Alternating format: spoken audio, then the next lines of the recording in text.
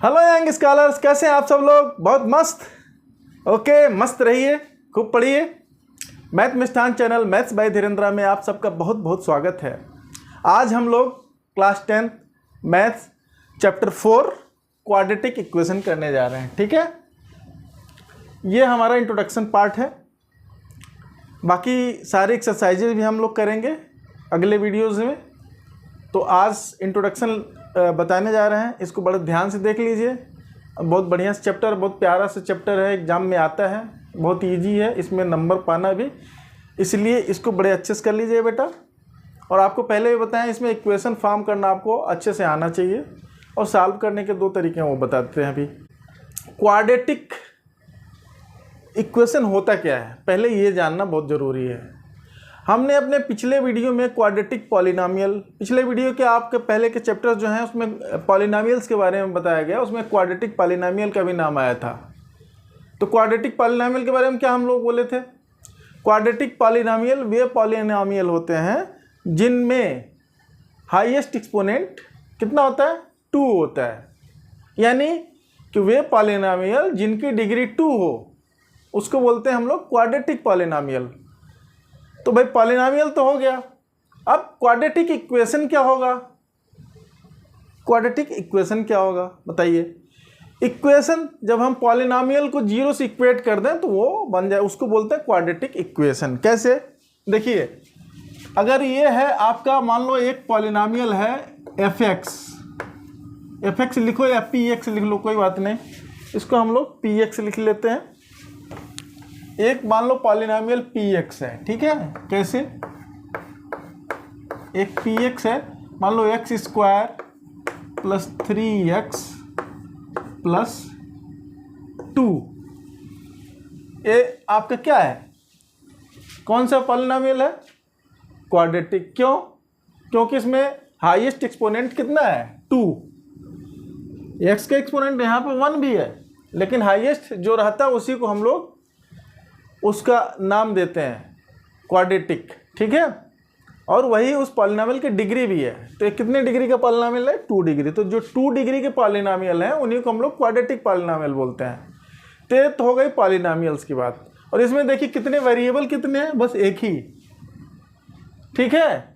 और कंडीशन अभी मैं बताता हूँ, जनरल फॉर्म में भी इक्वेशन लेते हैं, ठीक है। तो पॉलिनोमियल और इक्वेशन में क्या डिफरेंस है बेटा? पॉलिनोमियल को जब हम 0 से इक्वेट कर दें तो उसको बोलते हैं क्वाड्रेटिक इक्वेशन, ठीक है। तो मान लो p x equal to x square plus 3x plus 2 है, इसको हमने 0 से इक्वेट कर दिया, मतलब इसकी वैल्यू 0 कर दिया। यानी कि क्या किया हमने कि इसको कर दिया x square plus 3x plus 2 equal to 0। तो इसको हम लोग क्या बोलेंगे बेटा?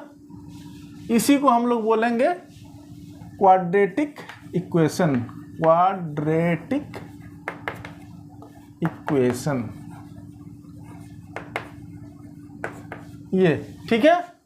0 से इक्वेट कर दिया, मतलब इक्वालिटी के बाद से 0 आ गया, तो इसको हम लोग क्वाड्रेटिक इक्वेशन बोलते हैं। इसमें भी वही क्वाड्रेटिक पॉलिनोमियल वाली बात है। इसमें भी हाईएस्ट पावर यानी हाईएस्ट एक्सपोनेंट जो किसी वेरिएबल, एक ही वेरिएबल है यहाँ पे, उस पर कितना होना चाहिए? 2, ठीक है। तो ये हो गया आपका एक क्वाड्रेटिक इक्वेशन। इसमें वेरिएबल एक है, केवल एक वेरिएबल है, ठीक है। अब इसमें देखिए, इसकी थोड़ी हिस्ट्री मज़ेदार है।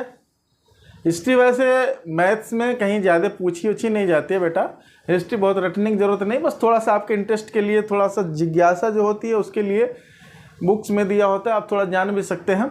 तो क्वाड्रेटिक इक्वेशन का सलूशन जो है, सबसे पहले ऐसा माना जाता है कि बेबीलोन एक प्लेस है, वहाँ के लोगों ने इसका सलूशन दिया था, ठीक है। उसके बाद क्या, कौन आया? उसके बाद यूक्लिड साहब थे, उन्होंने ज्योमेट्रिकल फॉर्म में सलूशन दिया, ठीक है। और वहीं से लेंथ वाली बात, लेंथ वाली जो लेंथ निकालते हैं, ब्रेथ निकालते हैं, वो उनके दिए हुए टर्म है, ठीक है, टर्मिनोलॉजी। और उसके जनरल फॉर्म में सलूशन, जनरल फॉर्म का इक्वेशन ले करके सॉल्व करने का कौन काम किया? हमारे अपने एंशिएंट इंडियंस ने, ग्रेट इंडियंस ने किया, ठीक है। उन्होंने बताया कि कैसे सॉल्व किया जाता है, कैसे इक्वेशन सॉल्व होते हैं quadratic equation in general form. तो method of solving quadratic equation कितने हैं? ज़्यादातर बच्चे सब कर चुके हैं, सब जानते हैं, बहुत स्मार्ट बच्चे हैं ना। इसके कितने हैं? 2 तरीके से सॉल्व होते हैं। कौन कौन बेटा? पहला तो ये आप पिछले क्लासेस में, पिछले वीडियोस में भी, पिछले चैप्टर्स में भी देखे होंगे। कौन सा? Middle term splitting method. Middle term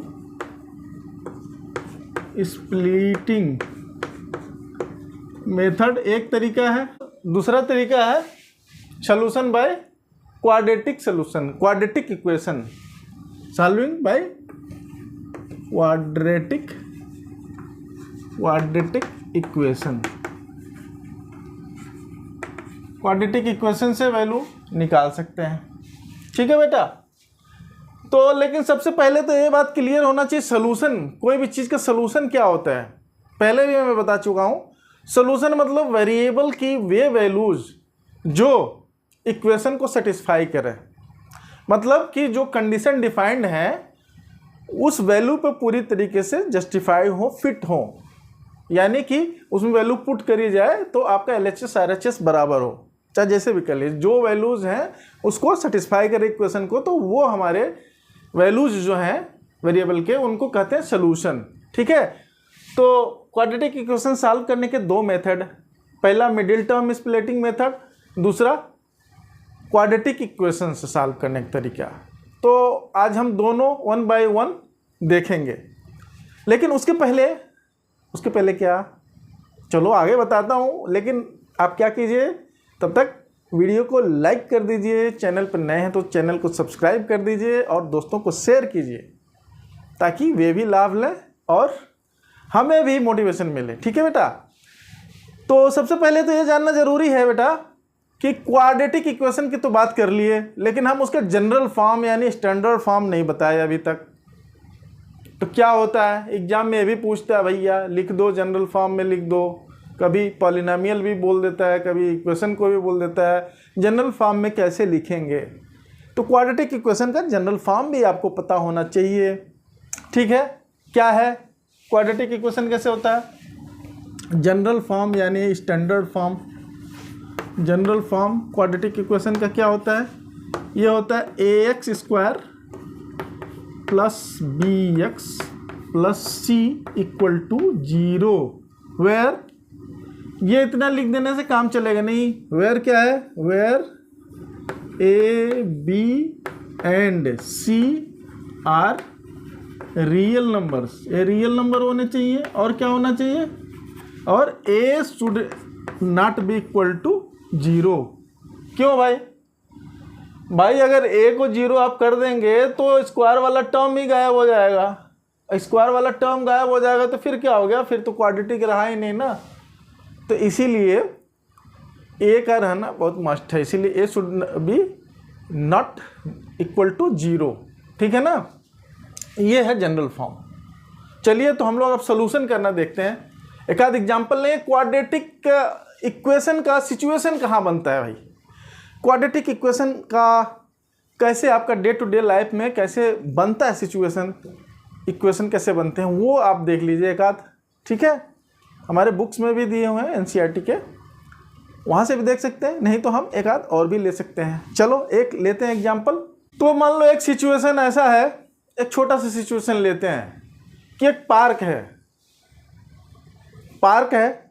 ठीक है। उसका जो ब्रेथ है या उसका जो लेंथ है उसके ब्रेथ से 2 यूनिट ज़्यादा। कैसे बोल रहा है? एक पार्क है, कैसे बोल रहा है? There is a park. ठीक है। Which has its length 2 units more than its breadth,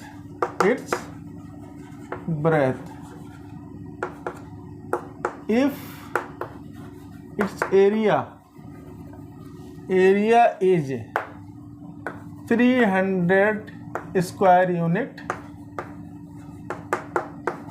find its length and breadth. अब इसमें देखिए एक पार्क है ऐसे, ठीक है, कह रहा है कि इसकी लेंथ जो है उसके ब्रेथ से 2 यूनिट ज़्यादा है। तो हम ब्रेथ मान लेते हैं कितनी है। ब्रेथ सपोज कीजिए कि आपकी x यूनिट है। x यूनिट इसलिए बोल रहा हूँ क्योंकि हम कोई डायमेंशन ले नहीं रहे हैं। मीटर में हो तो मीटर में, सेंटीमीटर पार्क है तो मीटर में होगा, वैसे तो छोटी चीज़ होती है सेंटीमीटर में हो जाती है। तो मान लो ब्रेथ x है तो इसका लेंथ कितना हो गया, x + 2, यही बोल रहा है कंडीशन। और दूसरा बोल रहा है उसका एरिया 300 स्क्वायर यूनिट है। तो इसका मतलब एरिया क्या होता है, किसी भी रेक्टेंगुलर शेप का एरिया क्या होता है, लेंथ इंटू ब्रेथ। तो लेंथ इंटू ब्रेथ करेंगे तो इसका मतलब हो गया x + 2 इंटू x = 300। अब इसको जो सॉल्व करेंगे थोड़ा सा तो क्या होगा, x का x में मल्टीप्लिकेशन तो x² + 2x = 300 हो गया ना। अब इसी को, ये अभी स्टैंडर्ड फॉर्म नहीं हुआ, स्टैंडर्ड फॉर्म इधर लाएंगे जो राइट साइड वाला है। तो इसको कैसे बन जाएगा, x² + 2x - 300 = 0। अब ये देखिए क्या है, एक यही आपका एक क्वाड्रेटिक इक्वेशन बन गया है ना। तो क्वाड्रेटिक इक्वेशन का जनरल फॉर्म यानी कि स्टैंडर्ड फॉर्म करने के लिए कहा जाए तो उसका मतलब ये होता है कि उसका आप जो डिक्रीजिंग ऑर्डर में एक्सपोनेंट होना है, ठीक है। अब मान लो पहले, सबसे पहले इसका हाईएस्ट डिग्री जो है देखो 2, फिर x⁻⁴, यहाँ पे x⁻0 यानी कांस्टेंट टर्म। तो ये होता है आपका अभी जो बताएं ax² + bx + c। इसको क्या प्लस ब्रैकेट में -300 लिखा जा सकता है। तो स्टैंडर्ड फॉर्म एग्जाम में बोले लिखने के लिए अगर सिंपल सा तो हम लोग कर सकते हैं। एक्सरसाइज में भी दिया होगा क्वेश्चन, उसको हम लोग सॉल्व करेंगे और प्रैक्टिस करेंगे, ठीक है। तो ये तो हो गया आपका इक्वेशन का बात। तो अब इसको सॉल्व कैसे किया जाता है, सॉल्व करने के लिए हमने 2 मेथड बताया। एक मेथड बताया हमने मिडिल टर्म स्प्लिटिंग, दूसरा मेथड हमने क्या बताया, बाय क्वाड्रेटिक इक्वेशन, जो फार्मूला है वो, ठीक है। तो सबसे पहले मिडिल टर्म स्प्लिटिंग से कैसे करते हैं वो देखते हैं। अच्छा, सॉल्व करने के पहले, सॉल्यूशन करने के पहले एक और चीज़ है, आपका अभी एक एक्सरसाइज भी इस पर पूरा है। क्या चीज़ ये है कि पहले तो ये आपको देखना होगा कि कभी कभी पूछता है कि भैया क्वाड्रेटिक इक्वेशन है कि नहीं है, बताइए आप। एक एक्सरसाइज है नेक्स्ट, ठीक है, उसमें हम लोग करेंगे भी और क्वेश्चंस देखेंगे। लेकिन अभी आपको बता दूं कि क्वाड्रेटिक इक्वेशन चेक कैसे करेंगे कि क्वाड्रेटिक इक्वेशन है कि नहीं है, ठीक है। कभी कभी मान लो कि 2 ऐसे दिया होगा, इस तरह लिखा हो x² + 3x + 2 = x² + 1, मान लो ऐसे लिखा हो। एक एग्जाम्पल हमने लिया, ठीक है, ये एक एग्जाम्पल लिया, ठीक है। इसको पूछे है कि check whether it is quadratic equation और नॉट। तो बोलो, इसमें तो देख के झटके में बोला ऐसे आंख मलते हुए कोई बच्चे होंगे है ना, कोई है जो एकदम बहुत तेजी में रहते हैं, उनको पता होता है लेकिन बड़े तेजी में होते हैं कुछ बच्चे। तो तेजी में देखते हो, yes sir it is quadratic equation, why because यहाँ पे स्क्वायर दिख रहा है x², तो खट से निकाल दिए कि एक क्वाड्रेटिक इक्वेशन है। लेकिन जो समझदार बच्चा होगा वो क्या करेगा, बड़े ध्यान से देखेगा, क्या कहेगा, नहीं सर ये क्वाड्रेटिक इक्वेशन कहाँ हुआ, ये तो नहीं है।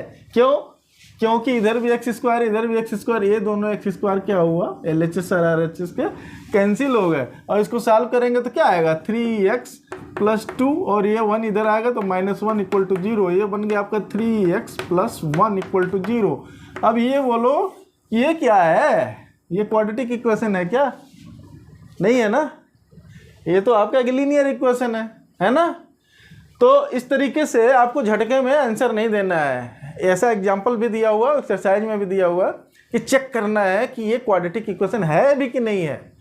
तो क्वाड्रेटिक इक्वेशन देखने के पहले जो भी एक्सप्रेशन इक्वेशन दिया हुआ है इक्वालिटी सिंबल के साथ में, उसको पहले सॉल्व कीजिए। अगर पावर उसका घटने लायक है, कटने लायक है, तो उसको हटा दीजिए, तब उसके बाद चेक कीजिए कि वो आपका कौन सा है, उसका हाईएस्ट एक्सपोनेंट क्या है। अगर हाईएस्ट एक्सपोनेंट उसका 2 हुआ तब वो जाके क्वाड्रेटिक इक्वेशन बोला जाएगा। ठीक है, तो बेटा चलिए हम लोग ये पहला जो मेथड बताया हमने मिडिल टर्म स्प्लिटिंग मेथड से सॉल्व करना क्वाड्रेटिक इक्वेशन को कैसे करते हैं।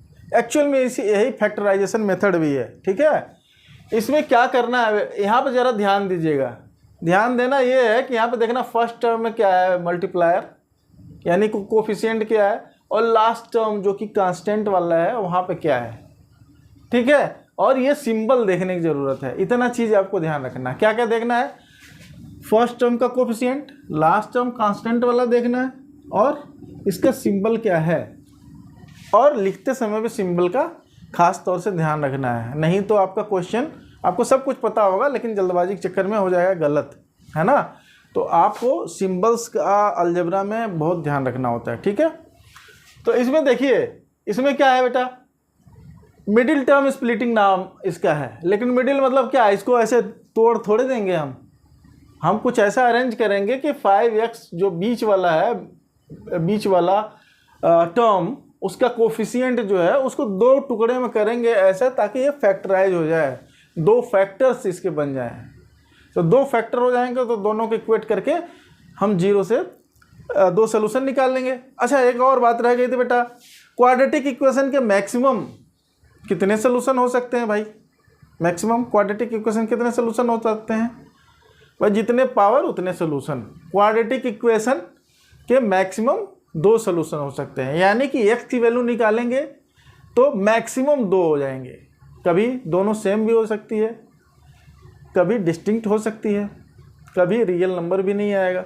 तो 3 कंडीशन बनेंगे, वो अभी हम लोग डिस्कस करेंगे। ठीक है बेटा, तो फिलहाल ये देखिए कैसे इसको स्प्लिट किया जाता है। तो आप पहला वाला टर्म देख लीजिए, कोफिशिएंट उसका, और लास्ट वाला। इसमें क्या करते हैं, अगर यहाँ तो कुछ नहीं है, पहले वाले में मान लो यहाँ पे कोफिशिएंट 1 है, खाली x² होता, तब तो खाली इसी को देखने की ज़रूरत है।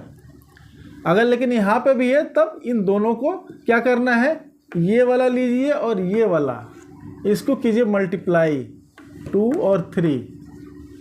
ठीक है, फर्स्ट टर्म और लास्ट टर्म को मल्टीप्लाई कीजिए, ये होता है 6। अब इस 6 को ऐसे 2 टुकड़े में, ऐसे 2 उसका हम फैक्टराइज करेंगे, प्राइम फैक्टराइजेशन से 6 को कर लीजिए किनारे कहीं, और ऐसा 2 पार्ट में कीजिए, ताकि अगर यहाँ प्लस है, अगर यहाँ पर प्लस है, लास्ट वाले टर्म के पहले प्लस है, तो वो दोनों जोड़ने पे ये वाला वैल्यू आ जाना चाहिए, मिडिल टर्म के कोफिशिएंट के बराबर आ जाना चाहिए। ठीक है, और यहाँ पे माइनस अगर हो, लास्ट टर्म के पहले माइनस हो, तो क्या होना चाहिए, 2 ऐसे टुकड़े कीजिए कि उसका डिफरेंस जो है वो बीच वाले टर्म के कोफिशिएंट के बराबर हो। यही आपका मिडिल टर्म स्प्लिटिंग है। बात समझ में आई? एक बार और बता दूं, देखिए पहला टर्म का कोफिशिएंट और लास्ट वाले का मल्टीप्लाई कीजिए। ठीक, उसके बाद क्या कीजिए, उसके बाद जो वैल्यू बनती है उसके प्राइम फैक्टराइजेशन कर लीजिए, देखिए कौन कौन से उसके फैक्टर्स बनते हैं। ठीक है, और ऐसा कॉम्बिनेशन बनाइए कि जिसको मल्टीप्लाई करने पर तो उतनी वैल्यू आ रही हो। ठीक है, और यहाँ पे प्लस है तो ऐड करने पे इस नंबर के बराबर हो, और अगर माइनस है तो सब्ट्रैक्ट करने पे इस वैल्यू के बराबर हो। ठीक है, अब इसको हम लोग करते हैं तब आपको ज़्यादा समझ में आएगा। देखिए कैसे, अब ये देखो फर्स्ट टर्म का कोफिशिएंट है और ये लास्ट, ये तो 2 3 जा 6 हो गया। अब इसको कभी कभी तो आपको ज़्यादा बुद्धि लगाना नहीं पड़ेगा। जैसे मान लो 6 है, 6 को फैक्टराइज करेंगे तो यही दोनों फैक्टर ही हैं, 2 और 3, और क्या 1 भी होता है। आपको बोल रहा है 1 भी होता है, ठीक है 1 भी होगा, लेकिन 1 को तो 1 से तो ज़रूरत पड़ेगा तो आप लिख लेंगे, ऐसे 1 लिख लेंगे, कोई दिक्कत नहीं।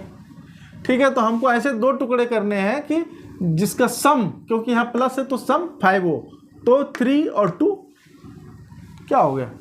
अब देखो 3 2 जा 6, ये तो दिख ही रहा है, और 3 + 2 अगर कर दिए तो क्या हो गया 5। ठीक है, तो ये 2 टुकड़ा हो गया कि इन दोनों को मल्टीप्लाई करने पे तो मल्टीप्लाई तो आएगा 6, और इन दोनों को जो वैल्यूज़ हैं इनको दोनों को जोड़ा जाए, जब यहाँ प्लस हो तो इतना आ गया। तो ये 2 3 और +2 करना है। अब प्लस करना है तो क्या हो जाएगा बेटा, प्लस करना है तो आपका जो दोनों वैल्यू 3 2 आई है, तो यहाँ पर जो सिंबल है यहाँ पर बीच में वो सेम रहेगा दोनों के लिए। अगर डिफरेंस करने से हो रहा हो तो जो बड़ा वाला है नंबर, उसका सिंबल यहाँ पे रहेगा इस वाले वैल्यू को, अगर माइनस वाला है तो माइनस, प्लस वाला तो प्लस, वो भी करते हैं अभी, ठीक है। चलो प्लस वाला है तो हमको दोनों में उतने ही माइनस माइनस करेंगे तभी तो दोनों माइनस माइनस मिलके जुड़ेगा ना, है ना। तो अब ये क्या हो जाएगा 2x², अभी हमने 3 और 2 निकाला था ना इसका, तो -3x, इसी को हमने स्प्लिट किया -3x और -2x + 3 = 0। बस ये हो गया आपका। अब इसमें क्या करना है बेटा, अब इसमें कॉमन ले लो, इसमें कॉमन ले लो और इसमें देखो क्या कॉमन बन रहा है, ले लो। तो यहाँ पे देखो आप क्या है, इसमें भी x है, इसमें भी x है, ठीक है, और तो कुछ कॉमन दिख नहीं रहा है, 1 है, 1 को तो कोई मतलब नहीं, तो x हमने यहाँ से कॉमन लिया, तो यहाँ क्या बचा बेटा 2x, ठीक है। और यहाँ पे क्या बचेगा, फिर x निकल गया तो बचा -3, और यहाँ पे देखो माइनस कॉमन ले रहा हूँ, माइनस ले रहे हैं, और उसके बाद से और तो कुछ है नहीं इसमें कॉमन, तो 1 है, यानी है ना, 1 लिखने की जरूरत नहीं, 1 लिख लो आप, ठीक है। और ये क्या हो गया, माइनस निकल गया, तो यहाँ पे क्या बच गया है फिर 2x प्लस हो गया, खाली माइनस बाहर हो गया, और ये प्लस का हो गया माइनस, जब ब्रैकेट के बाहर माइनस चला गया तो क्या हो जाएगा माइनस, और यहाँ पे 3 = 0, ठीक है। अब देखो इन दोनों में कॉमन ले लो, अब इसमें और इसमें कॉमन ले लो, तो इसमें कॉमन ले लो, क्या हो जाएगा, एक ब्रैकेट में अगर 2x - 3, ये कॉमन वाला, और यहाँ पे क्या बच गया फिर x, इधर क्या बच गया -1 = 0। यहाँ तक तो बहुत बढ़िया हो गया। अब ये देखो, अब ये दोनों का मल्टीप्लिकेशन, कोई भी दो नंबर है, मान लो a × b है, = 0 है, तो ये 0 कब बनता है बताओ, ये 0 तब बनता है जब या तो ये 0 हो या तो ये 0 हो, कोई भी एक 0 होगा तो 0 हो जाएगा। तो इसीलिए इसी को हम लोग इक्वेट कर देंगे बारी बारी, इसको एक बार 0 से इक्वेट कर दीजिए, इस बार इसको, बस आपकी वैल्यू निकल जाएगी, हैं। तो क्या हो जाएगा, इफ़ ऐसे लिख दोगे, इफ़ 2x - 3 = 0 करोगे तो क्या हो जाएगा, x की वैल्यू कितनी आ जाएगी, x = इसको सॉल्व करोगे तो उस साइड में 3 जाएगा और 2, x = 3/2। और दूसरा, और इफ़ x - 1 = 0 अगर है तो x की वैल्यू क्या आ जाएगी, x = 1। तो यही आपके दो जो x की वैल्यू निकले ना, यही आपके सोल्यूशन हो जाएंगे, x = 3/2 और x = 1। अब चेक कैसे करना है कि ये सही है कि गलत है, इन्हीं दोनों वैल्यूज़ को इसमें रख दो, इस साइड में LHS में, तो RHS के बराबर, RHS क्या है 0, मतलब इसमें रखोगे तो 0 आंसर आ जाएगा, तो इसका मतलब कि वो सही है, ठीक है। करके आप देखेंगे तो सेम आएगा, ठीक है। चलो ये तो हो गया जब यहाँ पे प्लस हो। मान लो कुछ ऐसा इक्वेशन होता है यहाँ माइनस होता है, तो कैसा, एक वो भी जल्दी से एग्जांपल ले लेता हूँ। देखिए इसमें क्या है, मैंने बोला यहाँ का सिंबल आपको ध्यान देना है, यहाँ पे माइनस है तो ऐसा दो पार्ट में करना है कि उसका डिफरेंस यहाँ पे बराबर हो, यहाँ के कोफिशिएंट के बराबर में। तो यहाँ पे कोफिशिएंट क्या है 1। अब देखो पहला चीज़ हमने बोला इसको और इसको मल्टीप्लाई कीजिए, इसको और इसको मल्टीप्लाई कीजिए, मल्टीप्लाई मतलब 2 × 6 को मल्टीप्लाई करेंगे तो क्या आया आपका 12, 2 × 6 = 12। और इसी को आप कैसे लिख सकते थे 2 × 3, प्राइम फैक्टराइजेशन फॉर्म में लिख सकते हैं ना। अब इसको दो टुकड़े में ऐसे भी कर सकते हैं, एक 4 ले लो और एक 3 ले लो, 4 × 3 = 12, है ना। और 4 और 3 ये थोड़ा सा वही आपको दिमाग लगा करना है, कौन से दो टुकड़े में करना है। 4 × 3 = 12 हो गया, तो 12 वाला कंडीशन सेटिस्फाई हो गया, और 4 और 3 का डिफरेंस 1 इसके बराबर में हो गया। तो यानी कि हमारे दो टुकड़े जो बनेंगे, एक 4 लेके कर लीजिए, एक 3 लेके कर लीजिए, एक बात। दूसरी बात हमने बोला कि यहाँ पर जो सिंबल है वो जो बड़ा वाला नंबर लिखेंगे उसका सिंबल यहाँ पर लगाइएगा, और उसके बाद जो सिंबल लगाएंगे डिफरेंस मतलब उसका अपोजिट सिंबल होगा, तो अपोजिट सिंबल जो छोटा वाला नंबर उसको लिखिएगा। कैसे, देखिए यहाँ पे 4 और 3 है, तो ठीक है कैसे लिखेंगे 4 और 3। अब सिंबल के लिए देखिए आप बेटा, ये 2x² लिखा आपने, अब बड़ा वाला का सिंबल प्लस में लिखने को मैंने बोला, तो 4 और 3 बोला, तो 4 बड़ा नंबर तो 4x लिखा, और छोटे वाले का सिंबल इसका अपोजिट सिंबल लेना, तो -3x। और देखो 4 और 3 1 हो गया, ये कंडीशन सेटिस्फाई हो गया, और -6 = 0। बस ये ब्रेकअप हो गया। इसमें कॉमन ले लो आप। यहाँ पे देखो 2x कॉमन हो गया, यहाँ बचा x प्लस 4, ठीक है। इसमें 3 कॉमन ले लिए -3, तो यहाँ बचा x प्लस 3 2 जा 6, ये 0। फिर इन दोनों में 3 2 जा 6, यहाँ पे देखो ये गलत लिखा है ना बेटा, x प्लस 2 है, ठीक है। x प्लस 2 बचेगा ना, यहाँ 2 2 जा 4, ठीक है। तो अब x प्लस 2 एक में कॉमन हो गया, और दूसरे में लिखिए 2x माइनस 3 इक्वल टू 0। अब इसको इक्वेट करेंगे तो आप x इक्वल टू -2 आ जाएगा और x इक्वल टू 3/2 आ गया। दो ऐसे इक्वेशन आ जाएंगे ना, जैसे पहले किए हैं, सिंपल। चलिए आगे बढ़े। एक एग्जाम्पल है जिसमें मिडिल टर्म में अंडर रूट आ गया और इधर अंडर रूट नहीं है, तो इसमें थोड़ा सा आपका वो वाला रूल करने में प्रॉब्लम हो सकती है, ठीक है। वो वाला रूल आप कर नहीं पाएंगे इजीली, क्योंकि आप 3 2 को मल्टीप्लाई करके आप चाहेंगे कि दोनों को ऐसा टुकड़ा करें कि यहाँ पे ये वाला ऐड हो, तो ये वाला ऐड करने के लिए आप √6 कहाँ से ले आएंगे। √6 अगर वैल्यू आपको कर सकें तो वो हो सकता है, लेकिन √6 सॉल्व करना तो थोड़ा टीडियस काम हो जाएगा। तो उसमें इस एग्जाम्पल में आप उसको नहीं कर सकते इजीली। तो इसमें करना ये है कि इसी को जो है ना, इसी को कुछ ऐसा टुकड़ा कीजिए कि आपका 2 पार्ट में हो जाओ और एक हमारा वैल्यू निकल आए x का कॉमन निकाल के, ठीक है। हमको ऐसा सेग्रीगेट करना है कि x के फॉर्म में निकल आए, ठीक है। तो इसको क्या कर सकते हैं, यहाँ पर उस वाले तरीके से हम करने के बजाय 3x² माइनस, अब ये देखो दो है √6, और ये जो है पूरा एक चीज़, इसको एक में आप ये एक जगह पे लीजिए, और ये 2 जो है इसको 2 पार्ट में, 2 मतलब 1 + 1 ऐसे करके लिखना है, यानी √6x एक जगह, फिर माइनस 2 बार लिखोगे तभी तो माइनस में जुड़ेगा, या फिर ब्रैकेट लिख लो या प्लस लिख लो, ठीक है। तो √6x ऐसे लिख सकते हैं आप 2 बार, ठीक है। तो ये एक है और एक मिलके 2 हो गया, -2 हो गया ना, और +2।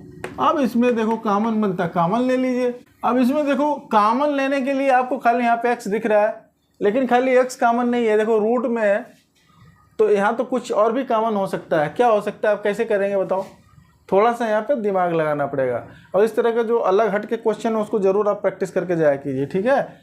आप चाहते हैं तो इसको √3 यहाँ पर कर सकते थे, √2 करके भी यहाँ पे आप ऐसे इस फॉर्म में जैसे पहले बताया उससे कर सकते थे, ठीक है। लेकिन हमने इसको यहीं से डायरेक्ट स्प्लिट कर लिया, लेकिन कॉमन लेने में अब हमको झंझट हो रहा है। कैसे होगा कॉमन, अब इसको देखो 3 को क्या लिखा जा सकता है, 2 बार √3 लिख सकते हैं, √3 × √3 है ना, x², और ये क्या है √2 × √3x है ना, ये क्या है √2 × √3x प्लस 2 ये भी √2 2 बार लिखे इक्वल टू 0। ऐसे लिखा जा सकता है कि नहीं, बोलो, लिखा जा सकता है ना। तो आप देखो आराम से दिख रहा है, आप कॉमन दिख रहा है, क्या क्या कॉमन है। अब ये देखो √3 कॉमन दिख रहा है और एक इसमें x कॉमन दिख रहा है, तो आप ले लीजिए कॉमन। तो क्या लेंगे कॉमन, √3 और x कॉमन ले लिए, तो यहाँ क्या बच गया, ये बचा, ये वाला √3 बच गया, और यहाँ पे एक x बच गया, और यहाँ पे क्या बचा बेटा, यहाँ पे आपका ये √2 बच गया, सही है ना।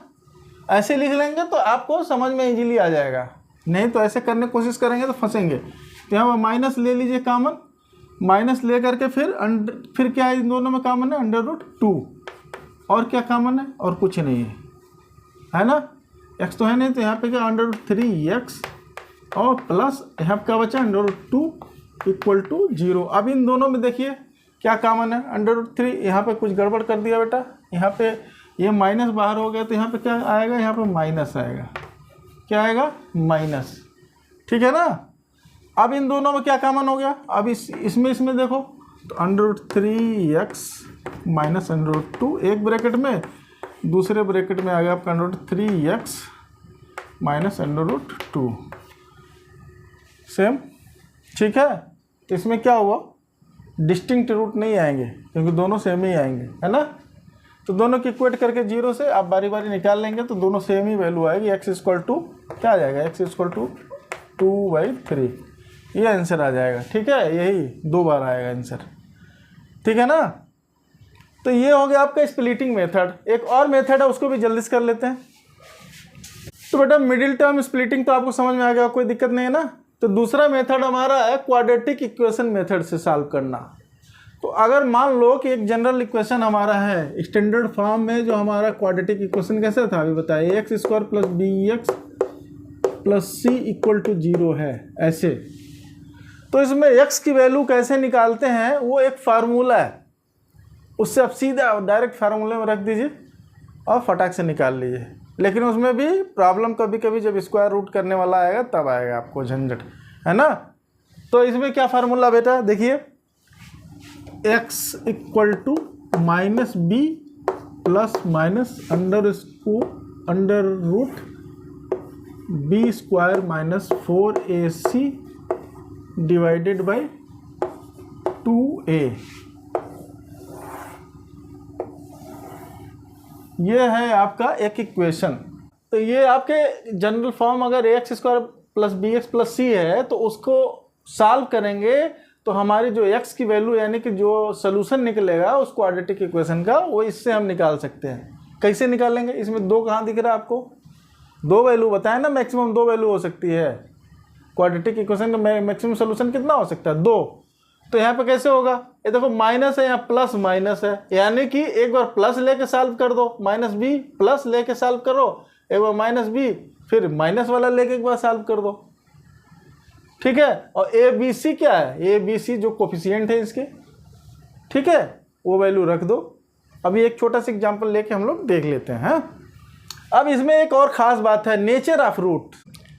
तो जब हम सॉल्व करते हैं बेटा, तो इसमें 3 तरह की सिचुएशन आएगी, उसी से हमारा नेचर ऑफ रूट। अच्छा, रूट क्या है, रूट और सोल्यूशन एक ही बात है, यानी कि जो सॉल्व कर रहे हैं सोल्यूशन निकला है उसी को हम लोग रूट भी कहते हैं। जब इक्वेट करके 0 से इक्वेट करते हैं इक्वेशन को, सॉल्व करते हैं तो रूट भी है, यानी कि रूट या सोल्यूशन एक ही बात है। तो उसके रूट जो होंगे उसका नेचर कैसा होगा, किस तरह की वैल्यू आएगी उसकी, वो हमारे इसी इक्वेशन से पता चलेगा। कैसे पता चलेगा, अब इसमें आप देख लो बेटा, यहीं पे आप कंडीशन देखते जाओगे, x equal to minus b plus minus under root b square minus 4ac divided by 2a। अब सपोज कर लो कि ये अंदर जो रूट के अंदर में कुछ ऐसी वैल्यू आ जाए कि ये जो है निगेटिव में आ जाए, कुछ ऐसी वैल्यू आ जाए कि ये जो है हमारा अंदर में जो है वो निगेटिव वैल्यू आ जाए। तो निगेटिव वैल्यू का आप अंडर रूट अभी तक निकालना देखे नहीं हो, देखोगे बाद में देखोगे। कैसे देखोगे कि इमेजिनरी नंबर की बात आएगी, मतलब कि रियल रूट नहीं आएंगे।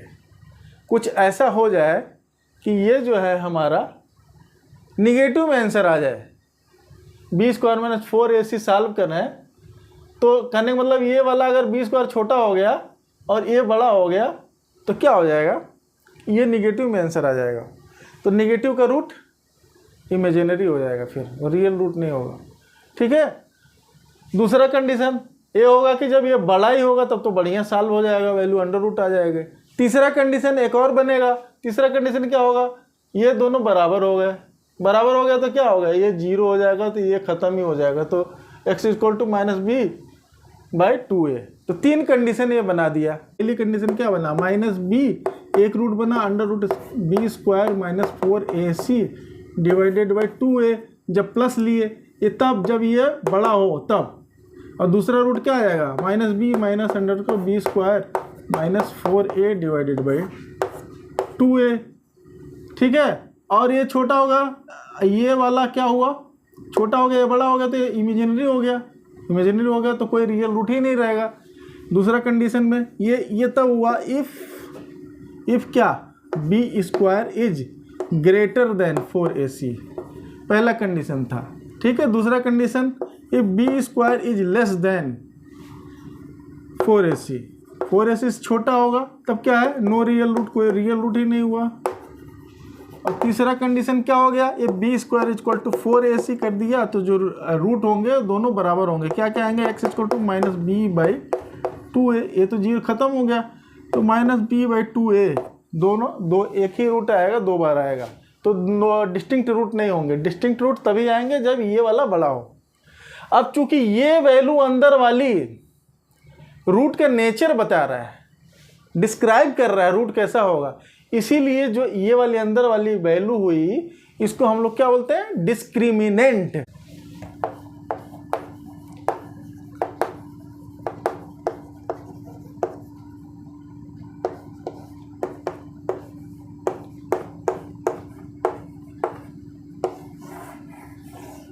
नंबर 1 कंडीशन बताया, if b square minus 4ac is greater than 0, तो क्या हो जाएगा, 2 डिस्टिंक्ट रूट आएंगे, 2 distinct real root, 2 distinct real root आएंगे। अगर ये बड़ा हुआ तो 0 से बड़ा हुआ तो बी स्क्वायर में 4 से 0 से बड़ा हुआ तो 2 डिस्टिंक्ट रियल रूट।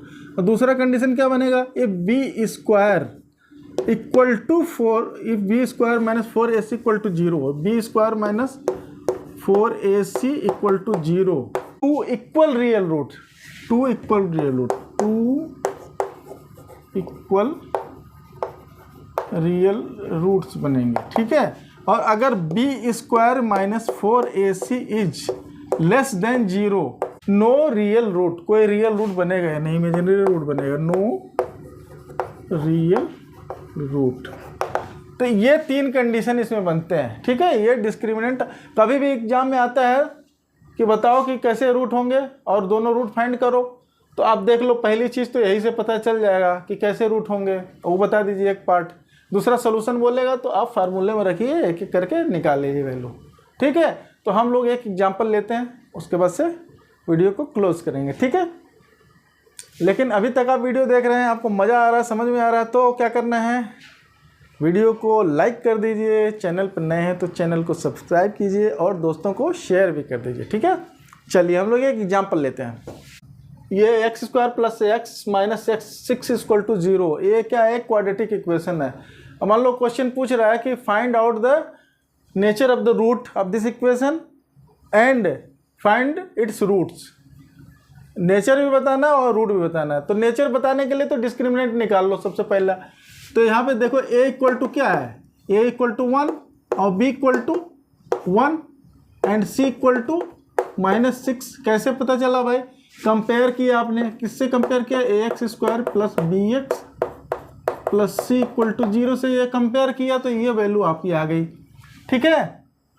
तो अब डिस्क्रिमिनेंट कैसे, डिस्क्रिमिनेंट फार्मूला अभी बताया मैंने, d equal to b square minus 4ac ये होता है। अब इसको कैलकुलेट करके देखो, 3 कंडीशन हमने बताया, तो कैसा हुआ, b इक्वल टू 1 तो 1 का square minus 4, a is equal to 1 and c equal to -6।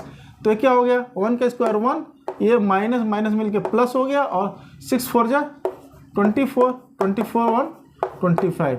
तो दिस इज ग्रेटर देन 0। तो क्या हुआ है, तो 2 डिस्टिंक्ट रियल रूट, ये हो गया नेचर, ये नेचर, पहला आंसर ये हो गया नेचर, नेचर ऑफ रूट्स, ये नेचर ऑफ रूट्स। तो मतलब 2 डिस्टिंक्ट रूट होंगे और दोनों रियल होंगे, पहली बात हो गई, ठीक है। तो दूसरी बात क्या हो करनी है, दूसरी बात आप रियल रूट हो गए तो सोल्यूशन भी बता दीजिए। सोल्यूशन बताने के लिए आपको वही फार्मूला निकाल के कर देना है। कैसे, देखो x equal to minus b plus minus under root b square minus 4ac divided by 2a, यही फार्मूला है ना बेटा।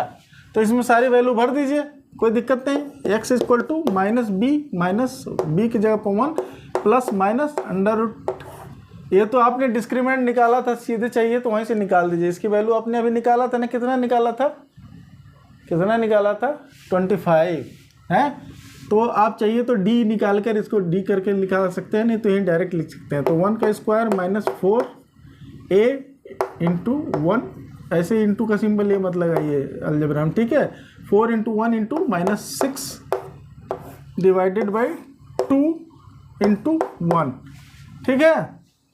1 तो क्या हुआ बेटा, -1 प्लस माइनस ये अंडर रूट कितना हुआ, ये देखो अंडर रूट क्या हुआ, ये 6 4 जा 24 और ये माइनस माइनस प्लस और 1, तो ये हो गया 25 डिवाइडेड बाई 2, ठीक है। तो -1 ये +-5 है ना, तो 2, तो एक बार प्लस कर दो एक बार माइनस कर दो। तो प्लस आप करेंगे, ये मान लो ये वाला प्लस सिंबल लिया जाए तो x की वैल्यू क्या हो जाएगी, -1 + 5/2, मतलब 5 में से 1 निकल गया तो 4, 4/2 तो ये हो गया 2, ठीक है।